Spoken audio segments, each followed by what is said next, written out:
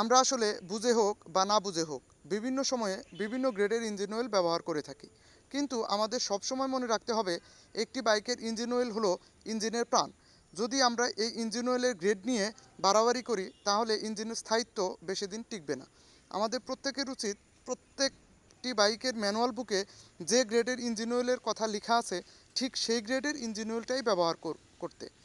আজকের ভিডিওতে আলোচনা করা হবে কোন বাইকের কোন গ্রেডের ইঞ্জিন অয়েল ব্যবহার করবেন। তাহলে আর দেরি না করে চলুন শুরু করি।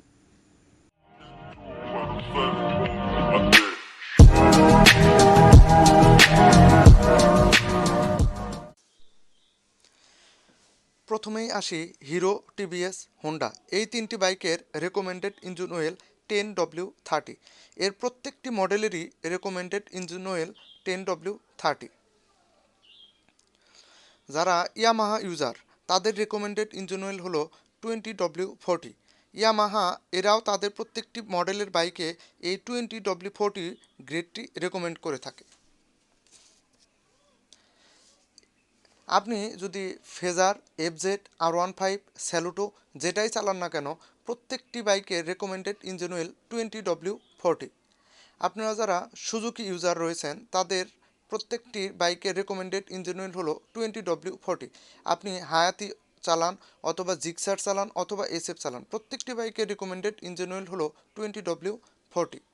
এরপর আসি বাংলাদেশের জনপ্রিয় দুটি চাইনিজ ব্র্যান্ড লিফান এবং কিউএ। এই বাইক দুটির ইঞ্জিন অয়েল গ্রেড হচ্ছে 20W40।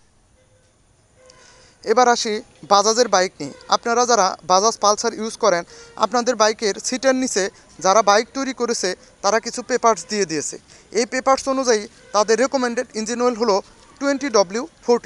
আপনারা এই গ্রেডটি ইউজ করবেন। এছাড়াও 100cc যারা ইউজ করেন তাদের ইঞ্জিন অয়েল গ্রেড হলো 10W30।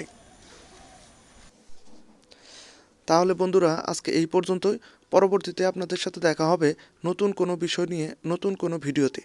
সে পর্যন্ত সবাই ভালো থাকুন, সুস্থ থাকুন, নিরাপদে বাইক রাইড করুন, ট্রাফিক আইন মেনে চলুন। ধন্যবাদ সবাইকে।